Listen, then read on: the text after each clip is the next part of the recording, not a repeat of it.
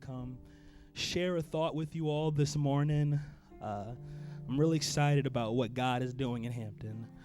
And we're going to share a little bit of that. Two themes have been preached a lot in Hampton: prayer and evangelism. We're going to talk a little bit about prayer this morning. We're going to start off with Matthew chapter 6 and verse 5. If my voice sounds a little funny, I'm recovering from being under the weather, so I'm on the upside.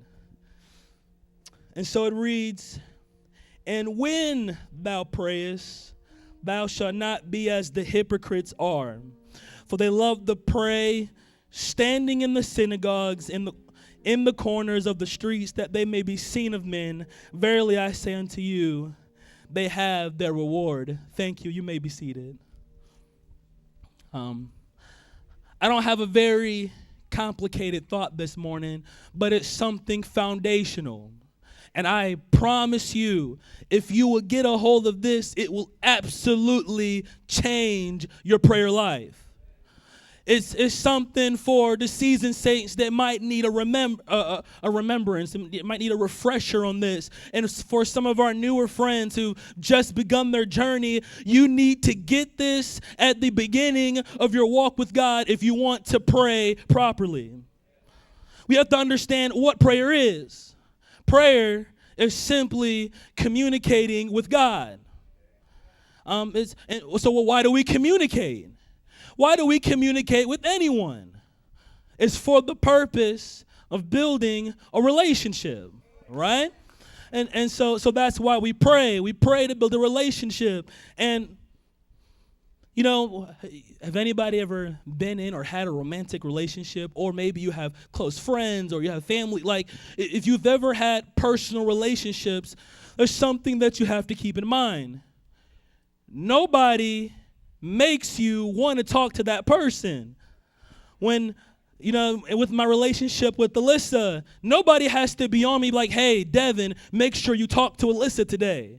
I don't need help being told to talk to Alyssa. I'm very passionate in my love for her, so that guides me and leads me into talking to her. And so in our relationships, what encourages conversation is mutual affection one to another. So I'm going to show you how passionate God is about every single one of us. Let's go to Psalms 139.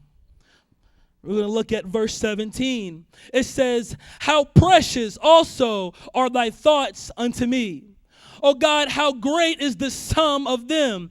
If I should count them, they are more in number than the sand. When I awake, I am still with thee." We can add every grain of sand and count every star in the known universe, and that number would pale in comparison to how much our God thinks about every single one of us.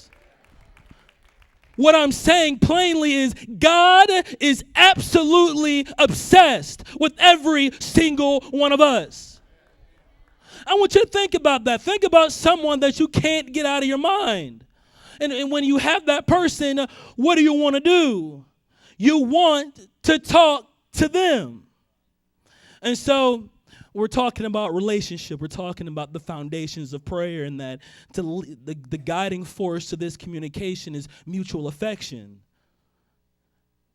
Hopefully this verse is convincing enough to you that Jesus is absolutely obsessed and infatuated with every single one of us. So the love is flowing at least one direction. Well, then the question becomes, how in love with Jesus are we? How much love and passion do we have for him? Prayer is one of the most therapeutic things that we can do. It can heal some of the deepest of depressions and calm some of the most wildest anxieties. And I'm not advocating against counseling or any of those different services, but I'm saying there's such a power that comes in prayer. And a lot of times we fail to tap into that power because we've left our first love. Or maybe we never fell in love. We do this because our friends invited us, or we do this because it seems the right thing to do, or it's our parents' religion, but we have to get to the place where we're absolutely in love with Jesus, because when that happens, there's such a power that comes in prayer. It doesn't have to be emotional. It doesn't have to be splitting of the Red Sea, but the fact that that love is there when you step into prayer, my God, it makes a difference. I want to close with this verse. It's Psalm 73, and I didn't tell the sound team, I apologize. It's Psalm 73, verses 25 and 26. If this verse doesn't describe your passion for God, and this is probably why prayer is so difficult.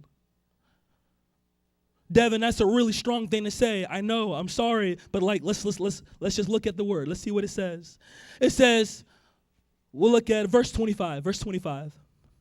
It says, whom have I in heaven but thee? And there is none upon the earth that I desire besides thee. My flesh and my heart faileth, but God is the strength of my heart and my portion forever. We have to get to the place where there is absolutely nothing on the earth that can compare to being with Jesus. Let me tell you something. Education won't do it. I have a doctorate. Being married won't do it. I'm married. I have my own place.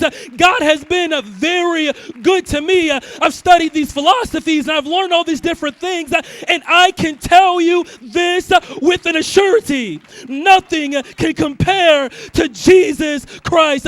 We have to be absolutely obsessed. There is none upon the earth that I desire besides thee. When this becomes your reality, you'll have the most powerful prayer you've ever had.